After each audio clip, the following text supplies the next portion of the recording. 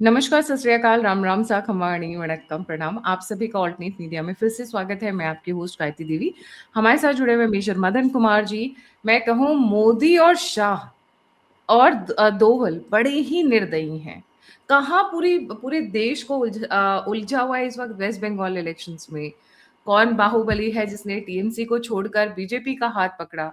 कौन कौन सी सीटें हैं जहां पर बीजेपी स्ट्रांग है या टीएमसी स्ट्रांग है? और जो पिटाई चल रही है सीआरपीएफ की, वो the entire media is focused on that. उसके साथ उन्होंने पंजाब में खेला किया।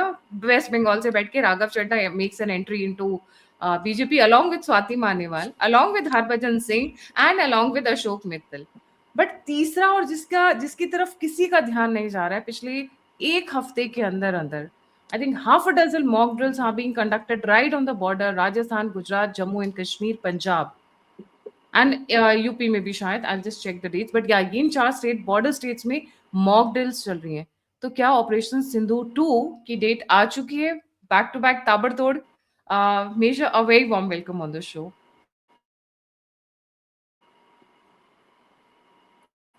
नमस्कार मैम, जय हिंद।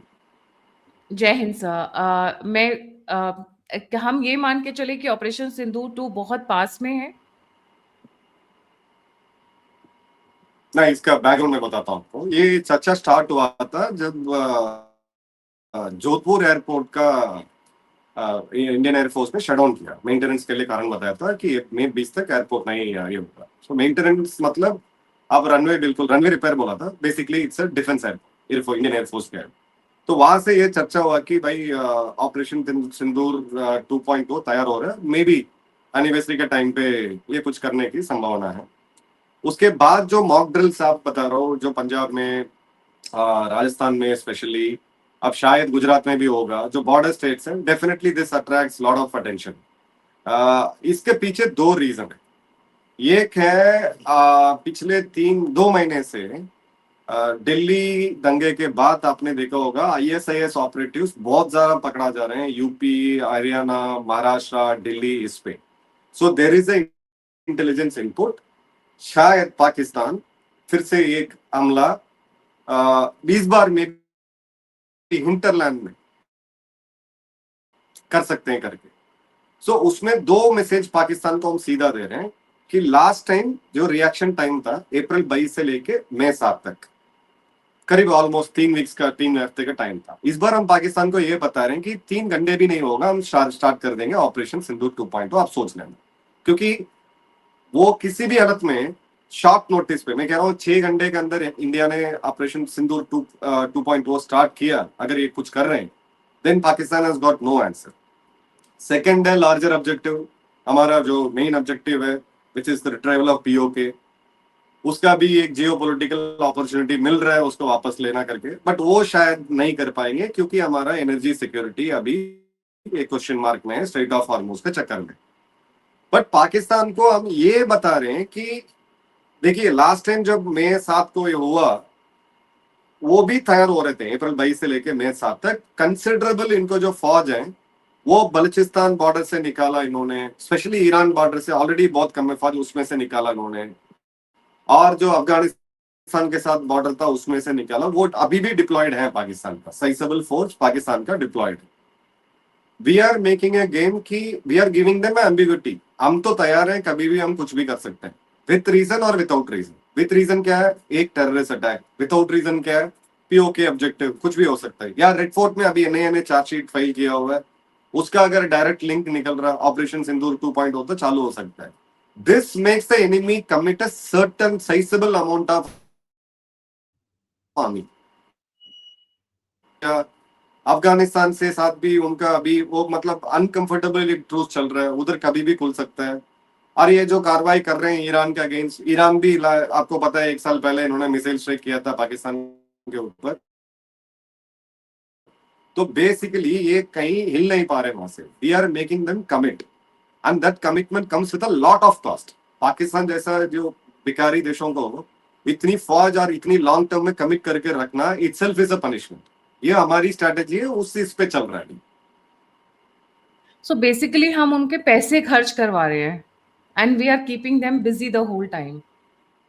बिल्कुल बिल्कुल, क्योंकि देखिए 90 के बाद इन्होंने जो जम्मू कश्मीर में आजादी की मिलिटेंसी स्टार्ट करी, फिर वो मतलब टेररिज्म हुआ, रेडिकल टेररिज्म हुआ, अपनी कम से कम 3 से 3.5 लाख फौज कमिट हुई है जेएनके में, which is a huge cost for us. Operational cost आप बजट पे देखोगे तो साइजेबल अमाउंट ऑफ खर्चा उधर जाता है।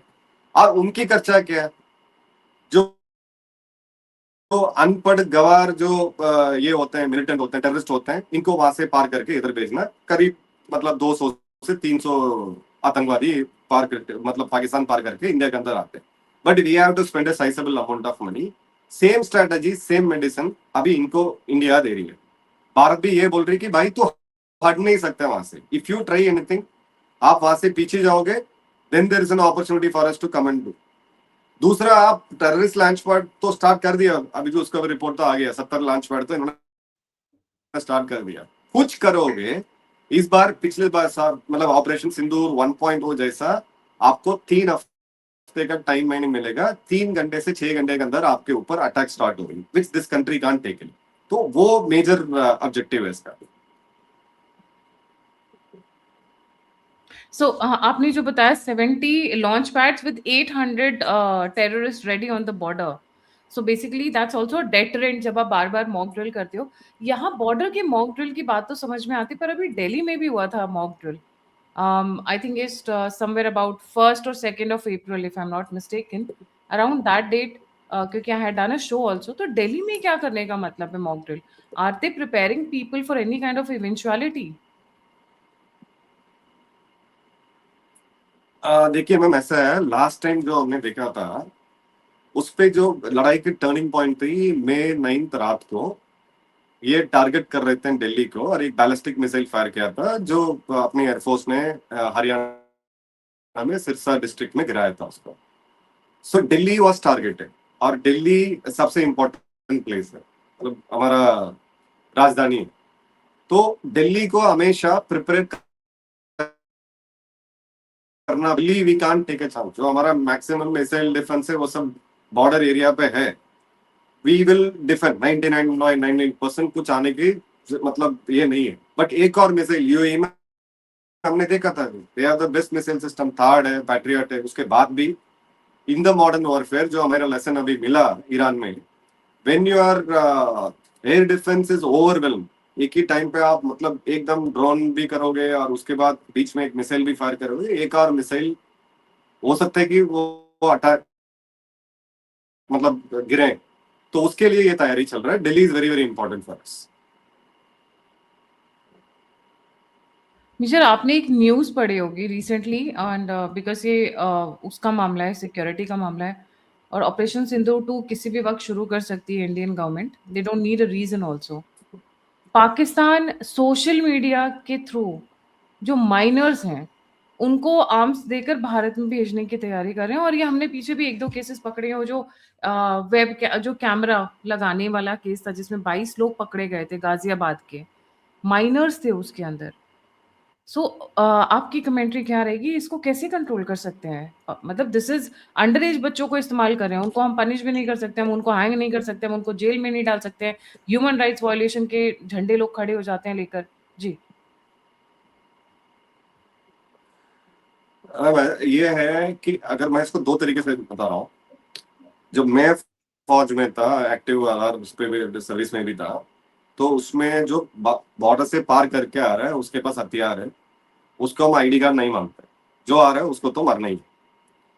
दूसरा है जो आपने बताया, ये जो लड़के हैं, दे आर इधर अवेयर और दे आर नॉट अवेयर पैसा के लिए। उसको ये बोला गया था कि भाई ये कैमरा है, तू अंदर जाके लाया के आ जा, ये कैमरा का हम 20,000 रुपए देंगे। वो क्यों है, उसकी मकसद क्या है, वो नहीं मालूम है उसको, और लेटली। तो ये जुवेनल को use this is a hybrid form we expected, मतलब नया कुछ तो करना पड़ेगा ना, जो पुराना सिस्टम नहीं काम कर रहे तो आपको नया तो आप कुछ सोचोगे। So that's a hybrid way of doing a sabotage. पर इसमें यह है जो हमारा डिफेंस एस्टेब्लिशमेंट्स का जो procurement system, specially government e market place के थ्रू प्रोक्योर किया जा रहा है, जैसे कैमरा को एसआरई बोलते हैं, सिक्योरिटी रिलेटेड इक्विपमेंट बोलते हैं। अभी इसका क्या है, सरकार का सबसे बड़ा दिक्कत ये है, यू उसी को कॉन्ट्रैक्ट दैट, ये सिस्टम चेंज करना पड़ेगा, ये हाई टाइम में चेंज करना पड़ेगा। आप अपना एक बड़ा बिल्डिंग पे, घर पे आप कुछ भी कर दोगे, ठीक है, बाजार में जाओगे, अमेजोन में चेक करोगे कि कहाँ सस्ता मिल रहा है, बेस्ट डील कहाँ मिल रहा है, that is we all do. But when it comes to buying a fire extinguisher, वहां पे सस्ता नहीं है, क्योंकि वो कभी जिंदगी में आपको एक बार जरूरत पड़ सकती है। वहां पे अच्छा माल होना चाहिए, सस्ता नहीं होना चाहिए। Not everything which is come cheaper is the best. ये पॉलिसी चेंज करना पड़ेगा। पीछे एक फौज काम कर रहे हैं, फौज नहीं मतलब all defence establishment which includes HAL, DRDO, सबको, क्योंकि ये कैमरा वाला मामला है, this is very very serious. Delhi government ने सबसे प्रोएक्टिव ये लिया था, दिल्ली का सीएम ने ओवरनाइट आदेश दिया, जितने camera I think around 1 lakh के आसपास कैमरा इन्होंने उखाड़ के फेंक दिया। It has to be an Indian camera, Indian made. So यहाँ पे दो तरीके, मतलब दो चीजें में हमें फोकस करना चाहिए। One is the Indian corporate giant, जैसे रिलायंस है, टाटा है, अंबानी है। It's high time they start producing components of CCTV and assemble CCTV and sell it. This is urgent, मतलब ये तो करना ही पड़ेगा, कोई ऑप्शन नहीं। दूसरा है जो प्रोक्योरमेंट में है, ये L1 वाला सिंड्रोम से बाहर आना चाहिए। जैसे ही आपको मैं एक एग्जांपल दे रहा हूँ, हिक विशन करके एक चाइनीज कैमरा है, एक बुलेट कैमरा 3-4 हजार में आता है। वही चीज आपको अच्छा वाला चाहिए, मतलब मैं जो कह रहा हूँ डेटा सिक्योरिटी और उस मामले में जेमिनी का बॉश आता है, विच इज 12,000, 3 गुना ज्यादा है। पर आप ऐसा सरकारी अधिकारी आप इसको कर नहीं सकते, क्योंकि आपके ऊपर एलिगेशन आया है कि अपने सामान को महंगा वाला चीज में खरीदेंगे। सो ये मेन करना पड़ेगा। और जो ड्यू डिलिजेंस है, जो कॉन्ट्रैक्टर्स को ये लोग दे रहे हैं, और जो कॉन्ट्रैक्टर उसकी जो मैन पावर एम्प्लॉय कर रहा है, उस पर तगड़ा ड्यू डिलिजेंस होना चाहिए। ये तो आपने सैंपल बताए, बहुत बड़ा खतरा है। This is a very very serious issue. परसों ऑर्गेनाइजर वीकली ने एक मतलब हमारा एक डिफेंस एस्टेब्लिशमेंट का एक सबसे बड़ा नया इनोवेशन दिखा रहे हैं। उसका एक फोटो आ रही है, उसको फोटो को जूम करके देखेंगे, पीछे एक चाइनीज का कैमरा लगा। So this is a serious threat जो सरकार को इमीडिएटली एड्रेस करना चाहिए। एक जी manufacturing through make in India होना चाहिए, कंपोनेंट तक, उसकी जो पुर्जा तक इंडिया में मैन्युफैक्चर होना चाहिए। और उसको जो PLI वाला इंसेंटिव है जो ये दे रहे हैं ई-व्हीकल्स के लिए और सेमीकंडक्टर्स के लिए, जब तक वो इंडस्ट्री स्टेबलाइज नहीं होगा, वो उसको ये करना चाहिए। क्योंकि अभी इमीडिएटली क्या किया, 2 मेन कंपनीज को बंद कर दिया। अभी उससे चाइनीज कंपनी से कोई भी एस्टेब्लिशमेंट, गवर्नमेंट एस्टेब्लिशमेंट ले नहीं सकता है। But that is not enough, क्योंकि कैमरा तो चाहिए आपको, उसके बिना तो आप ऑपरेट नहीं कर पाओगे। सिक्योरिटी में बेसिक चीजें होती है कैमरा। तो मेक इन इंडिया मतलब 100% आत्मनिर्भर इसमें चाहिए। और जो गवर्नमेंट की प्रोक्योरमेंट है, वो कृपया करके जो ब्रिटिश वाला सिस्टम है, L1 लोएस्ट वेंडर, उससे बाहर आना चाहिए। Last what about chicken neck? Chicken neck पे मॉक ड्रिल हो रही है या अभी रोक दी गई है because of West Bengal elections? दो चीजें मैम इसमें। जब से तारिक रहमान जी बांग्लादेश का प्राइम मिनिस्टर बने, इंडिया बांग्लादेश का रिलेशन थोड़ा अभी रिवाइवल मोड में है, बहुत तेजी से चल रहा है। उनका जो इंटेलिजेंस चीफ है वो इंडिया आए थे, इधर अपने NSA से मिलके गए हैं।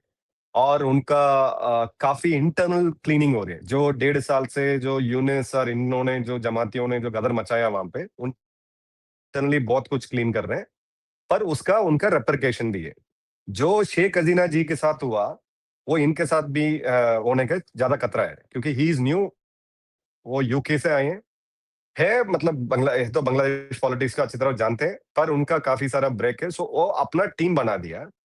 बट इसमें जो 1.5 साल के अंदर इंडिया को जो सिग्नेचर्स मिला, उसमें सबसे इंपॉर्टेंट है terrorism from our eastern border. आपको अभी लेटेस्ट जो अरेस्ट किया, एक अरेस्ट हुआ था NIA का, दिल्ली में पकड़ा गया था एक बंदा। वो बेसिकली एक पाकिस्तानी था, बांग्लादेश के थ्रू इंडिया के अंदर आया, और उसके बाद बांग्लादेशी करेंसी 40 वगैरह साल से बहुत जो सारे रह थे। रहा और था, आपको पता है बांग्लादेश, यस यस यस, वही बंदा। जो 40 साल से रह तो रहा वो था, he was with he came with his wife and mother also. हाँ, बिल्कुल बिल्कुल। तो ये दो चीजें हैं what India understood in the past 1.5 years कि इसको टेक इट फॉर ग्रांटेड नहीं ले सकते। कभी भी इंडिया ने बांग्लादेश के अगेंस्ट वॉर गेमिंग कभी नहीं करी क्योंकि वो दुश्मन नहीं है। पर इन्होंने जो 1.5 साल के अंदर हरकतें करी, आईएसआई का प्रेजेंस, एक एबीटी करके एक टेरर ऑर्गेनाइजेशन अंसरुल्लाह बंगला टीम करके, वो बेसिकली अलकायदा का ऑफशूट है, वो एक्टिव ज्यादा हो रहे हैं। और मणिपुर में जो लेटेस्ट हुआ था और मिजोरम में जो इनकी इन्फिल्ट्रेशन है, so one is the terrorism part जिसपे हम मतलब we can not make one more Kashmir on that side कि उसके प्रोएक्टिव रहना पड़ेगा। सो फौज अपना प्रेजेंस बढ़ा रही है और बीएसएफ भी अपना प्रेजेंस बढ़ा रही है। दूसरा, व्हाट इफ बांग्लादेश का अगर जमीन यूज करना मतलब कर रहा कोई, इधर चाइना और पाकिस्तान, स्पेशली जो सिलीगुड़ी के ऊपर इन्होंने बार बार जो प्रोपेगेंडा करी, हम सिलीगुड़ी को ये करेंगे वो करेंगे, इस पे we can not take a chance. क्योंकि जो एसआईआर अभी एक्सरसाइज हुआ है एसआईआर का, उसमें जो सबसे ज्यादा नाम 27 लाख के आसपास जो नाम निकला गया था, people are contesting, tribunal court वगैरह केस में चल रहा है, उसमें साइजेबल जो नाम निकाला गया था that is in the border district, जहां पे अब सिलीगुड़ी ना ये सब जो बात आती है। So India has to increase it presence, क्योंकि होस्टाइल टेरिटरी अगर आइडेंटिफाई किया जा रहा है तो आपको अपना फोर्स बढ़ाना पड़ेगा, आपको वॉर गेमिंग करना पड़ेगा। सो सिलीगुड़ी को लेके specifically we are bypassing Siliguri, वो जल्दी है, बट अभी कुछ हो रहा है तो we can not take a chance, क्योंकि that's our only gateway to our seven sister states. तो इसलिए उस पे फौज का प्रेजेंस भी बढ़ा रहा है, वॉर गेमिंग भी बहुत तगड़ा चल रहा है अगेंस्ट चाइना, और जो इंटीग्रेटेड थिएटर कमांड है वो भी बहुत जल्दी वहां पे फॉर्म होने वाला है। चौथा, जो सबसे इंपॉर्टेंट चीज है, terror through our eastern borders, इसका ऑलरेडी टेल साइंस आ गया। थोड़ा कुछ अभी जो अरेस्ट वगैरह हुए, that is all done there. जो इवन बांग्लादेश का जो स्टूडेंट लीडर था, एक जमाती वाला था जिसने इंडिया के अगेंस्ट काफी किया, उसको जो अनआइडेंटिफाइड गनमैन ने मारा था, उसको काफी वो ये हुआ था, वो दोनों को भी वेस्ट बंगाल पुलिस ने अरेस्ट किया था इधर कलकत्ता में करके। So we have to protect our borders. मतलब मैं ये बोल रहा हूँ, शेख हसीना जाने से पहले जो इंडिया बांग्लादेश का एरा में वी हैड अ कोऑपरेशन। अगर गलती से कोई इन्फिल्ट्रेट कर रहा है, उल्फा वाला उधर जा रहा है, we have a very good relation with Bangladesh, जो हम मतलब बातचीत करके सॉल्व कर देते थे। बट इस 1.5 साल में जो चीजें चेंज हुई है, and we can not be reactive कि कल आज पॉलिटिकल सिचुएशन ठीक है हम शांत बैठे रहेंगे, कल फिर से कोई यूनिस जैसा कोई आएगा, कल Jamaat has become a political force no, तो उसके हाथ में कल जाएगा, तो we can not take a chance. इसलिए मिलिट्री प्रेजेंस नहीं, we are taking Bangladesh not as a security threat but as a security concern. इसलिए आपको बहुत ज्यादा वहां पे मिलिट्री मूवमेंट्स यहाँ पे भी दिखा रहा है कि ये कोई चांस नहीं हम ले सकते हैं, जी क्योंकि जी अपना वेस्टर्न बॉर्डर से ज्यादा बॉर्डर है बांग्लादेश के साथ, या 4096.7 kilometers, so we cannot take a chance. Right. Thank you so much major for joining, क्योंकि बहुत सारी मॉक ड्रिल्स हो रही थी। आई वाज लाइक कि भाई हो क्या रहा है, are we having a date for operation Sindoor 2? So I thought कि let's clarify. Thank you so much for नहीं, ज्वाइनिंग। अच्छा जाने से अच्छा वो आपने कवर किया, क्योंकि मेन स्ट्रीम मीडिया पूरा दे आर इधर busy with West Bengal election, Tamil Nadu election में, अब फिर ओपिनियन पोल में बिजी हो जाएंगे। This is a very very important point, अच्छा किया आपने। Thank you so much. Don't forget to like, thank you subscribe ma'am, and thank share you. The alternate media. और अगर आप कंट्रीब्यूट करना चाहते हैं तो नंबर और यूपीआई स्ट्रीम के ऊपर, आप फीडबैक देना चाहते हैं तो सभी लिंक्स डिस्क्रिप्शन बॉक्स में है। मेजर मदन कुमार भी अपना यूट्यूब चैनल चला रहे हैं। I also put the link in the description box. इसी के साथ जय हिंद, जय श्री राम, हर हर महादेव।